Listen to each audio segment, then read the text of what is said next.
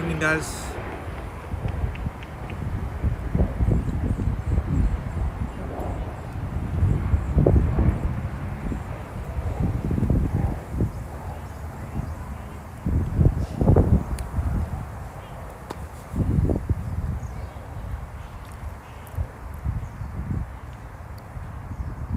Good gummy bear.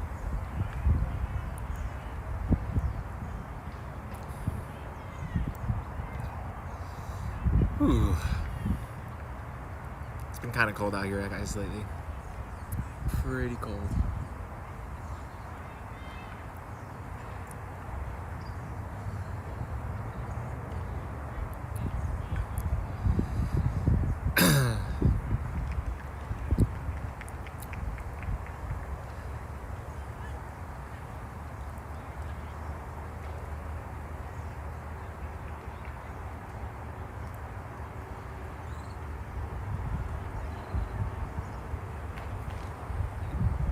Been outside again today. I decided to spend just an extra like $2.50 on breakfast this morning, and I went into Panera out here in Long Beach, and I charged a bunch of my things. If I did not do that, I would not be online right now. There is no way. I have just enough power, I think, to get me to like 9 or 10 a.m. tomorrow morning, if I'm lucky. Hey Ann, how's it going? How's your day been? Happy Tuesday.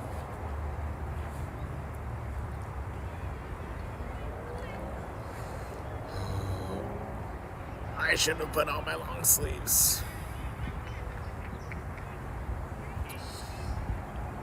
I did not have counseling today.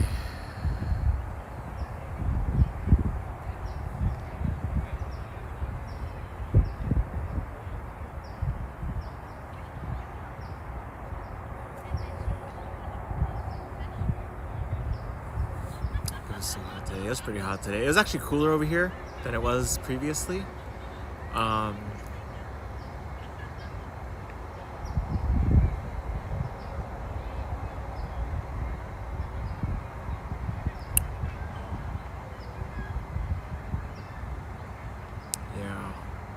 Sorry, I'm watching dogs.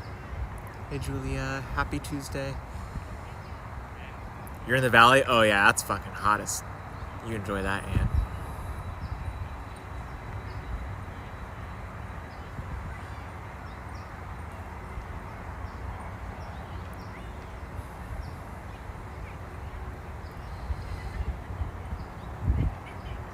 Oh, you're that direction. Okay. I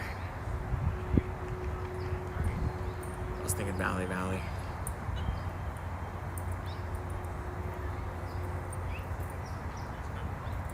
I got puppy visitors.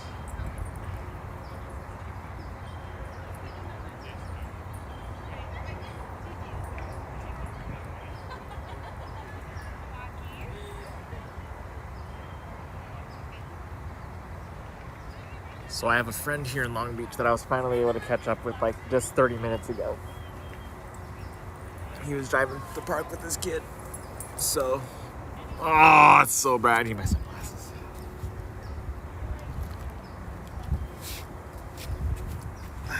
That is like right in my face, guys. No, it is surrounded by mountains. You are right. I've driven through Lake Elsinore very often. I actually took a job back in 2022? 2023? I took a job up there. Just a little side money. I was bored. I definitely did not need the money. I was like, literally, my buddy was like, hey, we need an advisor on a little project. And I was like, what's it pay? And he's like, it pays 10 for 2 warehouses. And I was like, okay. You wanna know what I really did? I went up there, I site visited both the facilities, and after both site visits, I went to the casino. I remember that project. So technically I made like 12. Yeah, I think I made like 12 on that project. Because I did not lose. They gotta get rid of that stupid 6-deck shoe. If they want to make money off of anybody. Yep. You live in Escondido, Semi Valley too. Okay, got you. So you're kind of all around that area. San Diego, kind of Riverside area.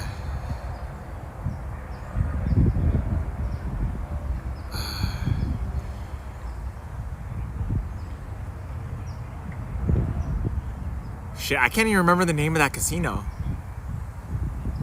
San Manuel changed their name. And I don't like that casino. So, for those that don't know how to count cards, they have like different settings that they can set the shoe on. So, oh man. What's the casino in Temecula called? Someone's got to help me out with this.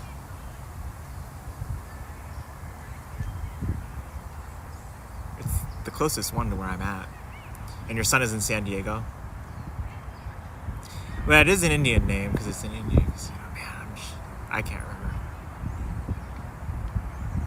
And of course, you don't want to stop at the card rooms here. No one wants to do that. But yeah, I always win when I go over there. There's a Harrah's in San Diego as well. I have had some really, really, really nice Sunday afternoons at that casino. I'm not like a big gambler, guys. I'm like literally that guy that's like, you know what? There's nothing going on this weekend. I get paid tomorrow. Pachango, yeah! I love that casino. Pachango's so great. I'm like that guy that's like, okay, I get paid tomorrow. It's the first of the month. It's Sunday. I'm always that guy that's like moving extra money into my savings. It's like, oh, here's extra $600 I didn't spend on things I could have spent it on. And so I'll usually get to like the end of the month, especially after I got divorced, and I'm like, dude, do I really want to slide like $1,400 into my savings when I already put, 20% of my income, 25% of my income into my savings to start the month? So I'd usually just pull out like $200 or $300, put the other $1,100 in savings, and then just like, let's see what happens. And I sure as hell am not driving to Vegas. You have a gambling gene in the family? My grandmother was an addicted gambler. I did not get it either. There's an Indian casino up in Sacramento called Red Hawk. And I remember when they were building Red Hawk Indian Casino, it was a huge, huge deal. Remember, at the time, I did not know how to live life, Julia. So I was literally telling my therapist, hey, like, this is what I put in my savings because it's the beginning of the month. And then like 4 weeks later, he's like, what'd you do for yourself this month? And my therapist, and I'd be like, I don't know, but I'm going to save an extra like $1,500 this month. He's like, but you didn't do anything for yourself this month. It was a lot of therapy like that. That's kind of why I was heading out to Pachanga. That's why I was driving out to San Manuel. Sometimes I go up to Santa Barbara and just drive around, maybe hit up a winery and do a tasting. So those were like the little things that I was taking myself out of the house to do to try to improve my depression. Yeah, I usually did about 20-25%. Anyway, I don't have the gambling gene, but I remember when they were building the Red Hawk Indian Casino, it was not too long after they had passed that law in the 2000s that allowed tribes to purchase land in the state of California in which they wanted to build their casinos on. And the area where Red Hawk Indian Casino is a little bit more of an affluent area in Sacramento, and everyone was fighting it. And ultimately, this tribe built their own fucking exit and on-ramps from the 50, going right to their casino and going right back out again. They were just like, well, screw this. If you guys don't want our Indian casino, you don't want any of our taxes, we're just going to take our little land and we're just going to do it all on our own. It was quite the battle, and it's like it was my grandmother's favorite casino, and I loved that casino, but I also hated that casino because we spent a lot of time having to chase her down. And I'm literally that guy. It's like, I just want to sit down for 45 minutes. I want to watch the cards turn. I want to go enjoy my rewards program buffet for free. I want to play maybe another 30 or 40 minutes worth of cards. And maybe I'm up some money. Maybe I lost $50. But that to me would be entertainment. I got a buffet. I got to play some cards for a couple of hours. I got to go on a drive on like a Sunday afternoon. That's worth $50 to me. I rarely ever lose everything. And I have a very strict rule. You never go to the ATM at a casino. Firm rule. Man, I have not been out Lake Elsinore, Temecula area in a long time. What's funny is I stayed in Oceanside. December of 2024, January of 2025, I was in Oceanside, which I guess is just kind of right over from that whole area. It's a really nice area. You love Oceanside Beach? I actually honeymooned in Southern California, you guys. You went to Wisconsin yesterday, less crowded lakefront. I bet. We honeymooned down here. We did Anaheim. It was just, we were college students. We couldn't afford anything, and my grandpa hooked it up. I should have taken her somewhere better. I mean, mind you, we ended up just going on our honeymoon to our future home, basically.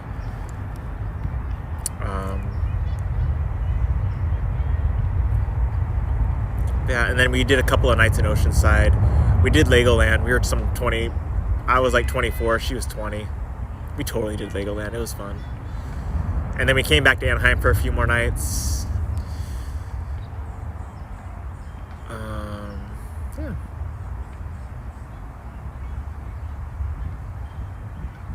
Less than 5 years later, we were moving to LA. That's wild. I actually have not thought about that.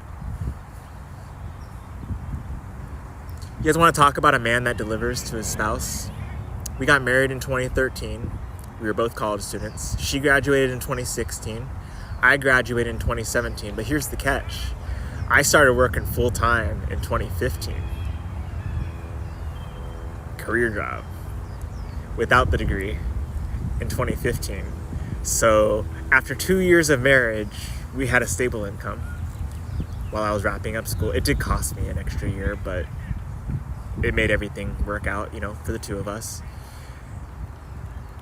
In 2017, I got the job with Amazon and moved to California. She followed right after that. So from 2013 to 2017, 2018, 4.5 years. You want to talk about glowing up, people? I remember going on our honeymoon. We went to a Dodger game, like our second or third day here. And it was my first time in a long time going to Dodger Stadium. And I just remember just like, man, I think I could live here. Got crazy sunburned at that Dodger game. And Utah is absolute garbage. It's a foreign nation right in the middle of our fucking country. I don't know why we allow it to exist.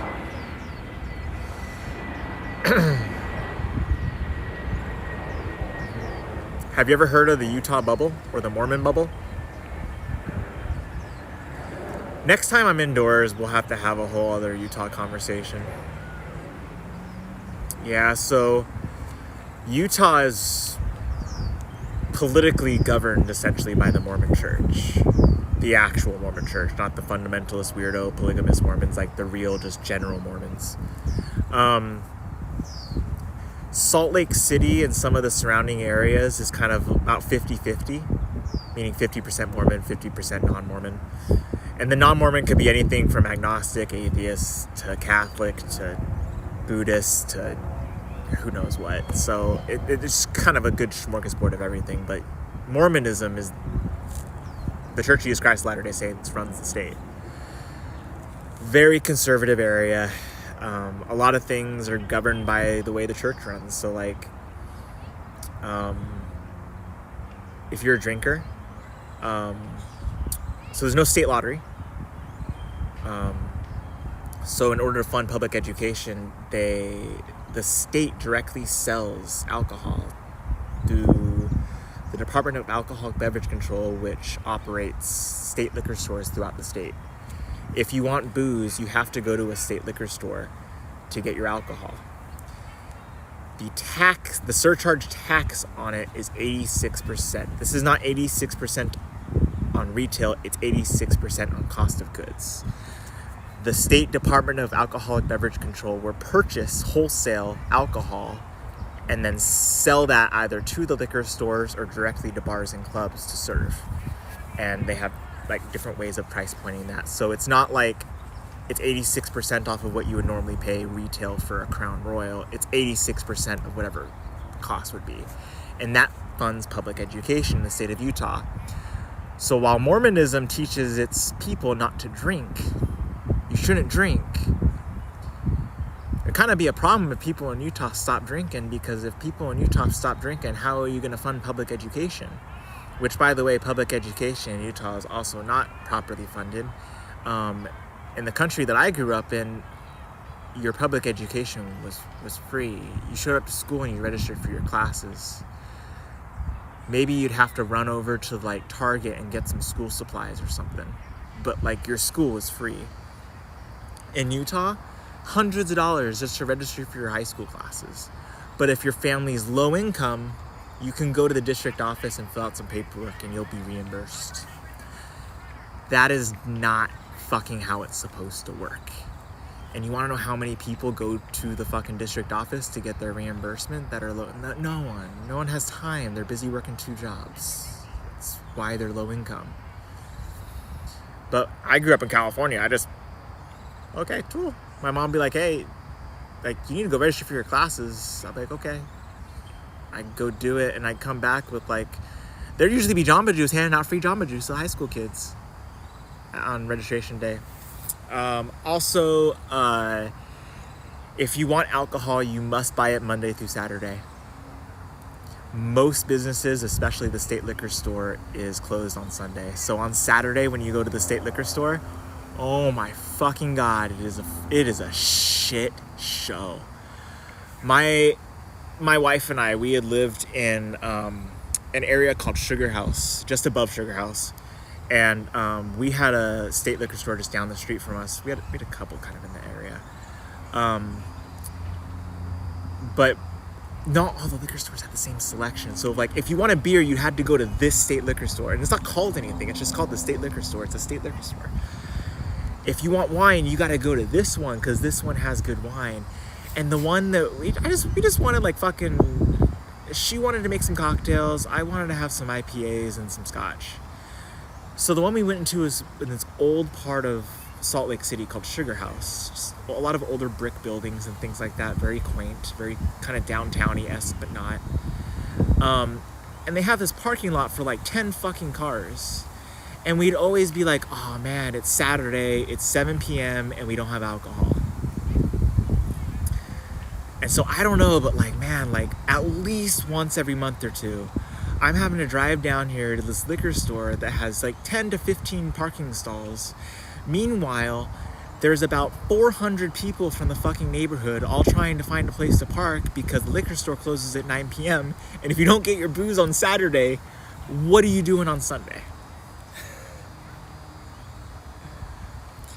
Nope, they're all state-run, Julia.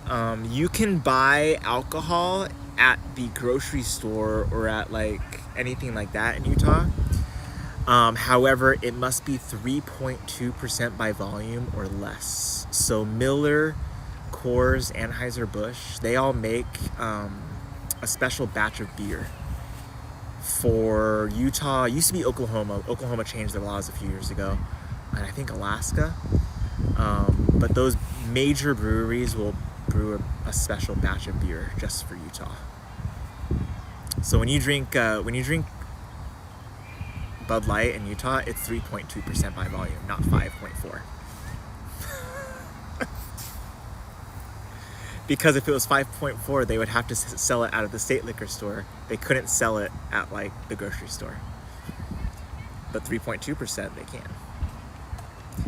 You can literally get a master's degree in the alcohol laws in that state. It is absolutely wild. You also get your lottery tickets there. Yeah, two things you cannot do in Utah, Julia. Yeah, very conservative. There's an LDS church, usually every 4 or 5 blocks in the burbs. In the more denser areas, you might see them a little more frequently. If you live anywhere in Salt Lake City, any major religious activity that's happening from the Church of Jesus Christ of Latter-day Saints will impact your life. They do 2 major meetings in spring and fall every year at their major conference center in town. And then of course there's Temple Square, there's the actual temple itself, and that's like all a tourist attraction.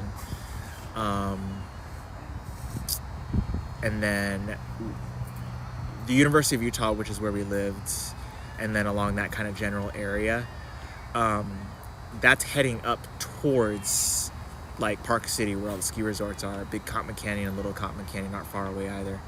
So like from my apartment after we graduated high school, I could have woken up, grabbed my shit, and I could have been on the slopes at Alta, Snowbird, Brighton, Solitude, or the canyons within about 30 minutes. Like, we're talking throwing my shit in the car, driving, getting out, and I'm getting on the lift in 30 minutes. Maybe 45 minutes to get to Snowbird and Alta. That's a little bit of a drive. And then Deer Valley and Park City aren't that much further into Park City. Deer Valley and Alta are ski only though. So beautiful, beautiful time to go there in the winter time. The part of lottery the government takes is definitely not used properly.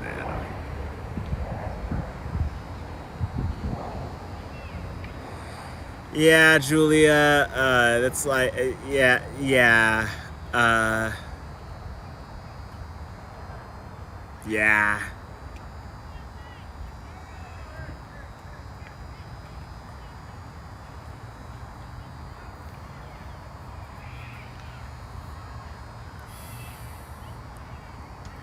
There's so many hypocritical things. But yeah, the state kind of lives in a bubble. There's some hubs where you can break away from the bubble. If you live in downtown Salt Lake City, if you live in a neighborhood called the Avenues, which is just to the east of where the state capitol is, a very liberal area, you can kind of break out of the Utah bubble just a smidge. But the reality is you are in a bubble. Like, if you think in first Simpsons movie, like bubble over, like there is a bubble over that state. And you like drive into Nevada or drive into Colorado, or you drive, down to Arizona, or like it takes a while if you're driving through Nevada or Arizona to get out of the Utah bubble, but like you'll eventually feel yourself leave it. It's a feeling. I can't really describe it to you. Great place to visit. National parks are great. Skiing's great. Don't ever live there. Also, you get inversions in the wintertime. So, like talking about like the Salt Lake Valley, you have the Wasatch Mountains on the east, and then you have the Ochre Mountains on the west. But what used to be the Great Salt Lake is up north, and then there's a narrow opening down to Utah County in the bottom. So when you get these inversions with the air, it pushes and keeps all the pollution in the valley. The wind will come from the north, and it's gonna push all that pollution down through the open mouth of the canyon down to Utah County. But if there's no wind and there's high pressure, all the smog and all the pollution and everything just sits in the valley, and you just breathe it. It's worse than Los Angeles. Significantly worse than Los Angeles. It's up there with how bad Mexico City is. That's how bad it is. So you have to be prepared for that. I legitimately couldn't live there anymore. We were trying, not just for desire, we were trying to leave that area because of my health. I didn't grow up with that, and it really did a number on me.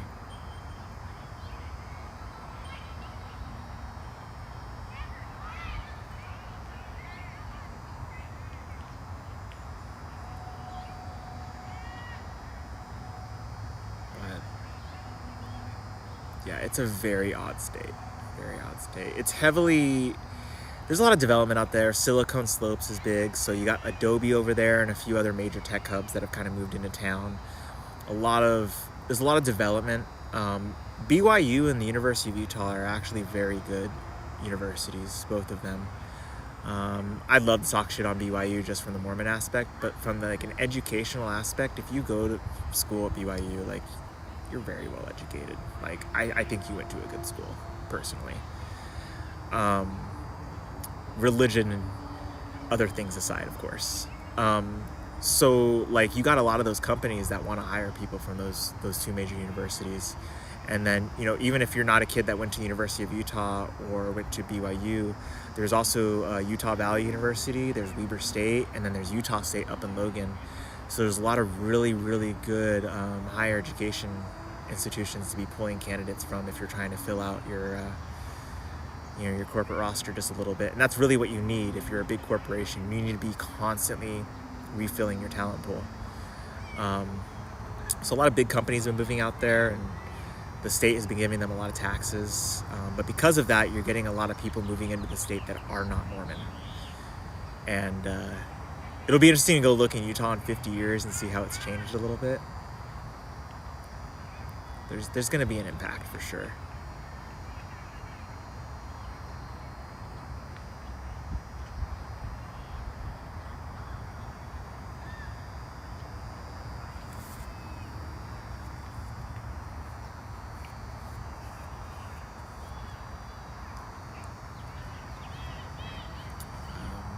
I am gonna have to wrap it up here in just a few minutes, you guys.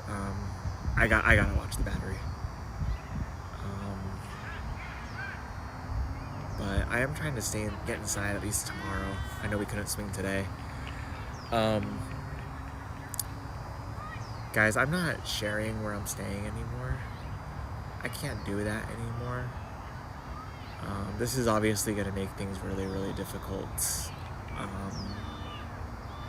Okay, and I'll check. I haven't been on Discord. I had to turn my phone off earlier. Save battery. So I could do this. I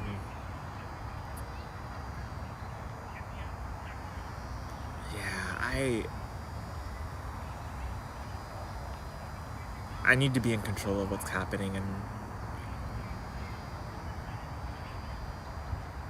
I just didn't like some of the things that have been happening at the last couple of places that we've stayed at, San Pedro and then in Westminster, where I was just crashing on and off. And I just like talking to like my counselor, talking to a few other people, like, summer still started this week, but you're gonna get rid of all that shit, right, Julia? All your accessory shit that's taking up all that room in your back room. But the good news is this place is a little bit cheaper. So I'm hoping it works. If it doesn't work, it's okay. I do have a friend in town who's like, trying to help me out and stuff. So I really appreciate him kind of looking out for me in that way. But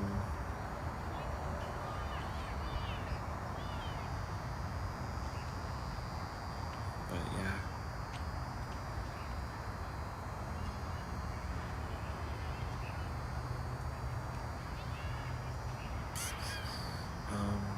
Yeah, I'm gonna try to get inside if I can, at least tomorrow night. And I need to get to work too. Man, I work too hard to get into this program to not be able to take advantage of it. So, because everyone's still doing sign up, including myself, I have to do sign up too. Yeah, I think. Oh, thanks, Ann. I think I just need to try to find a way to get inside tomorrow so that I can do whatever. They have a weekly challenge every week. At least put myself in a position to do it. Like, if I gotta go to the library or Panera to try to actually get the edits done, I can do that. But at least I have the footage.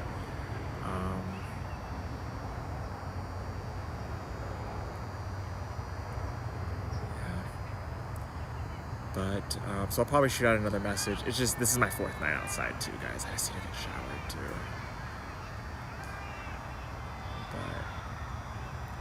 Yeah, I'm gonna hop off. I gotta conserve the batteries, guys. Yeah, I hope to be on tomorrow. I hope I am. If I'm not, it means I'm outside and we're kind of probably in some trouble at that point. I've only done 5 nights like once or twice, and it's never gone well.